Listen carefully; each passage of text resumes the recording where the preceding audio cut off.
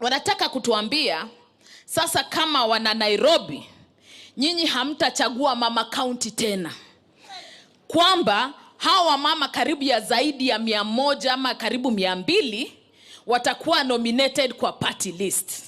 Hiyo ni kumaanisha party leaders tu ndio watachagua kina mama. Wamama wale wa mashinani kule, nyinyi hamtapata chance ya kuchagua yule mama mnataka wafanyie kazi. Hiyo ni sawa kweli? Si mnataka kuwa involved kufanya uchaguzi? Ndio mkiona mama anawafanyia kazi anaendelea. Mkiona ule mwenye anaregarega mnamrudisha nyumbani, sivyo?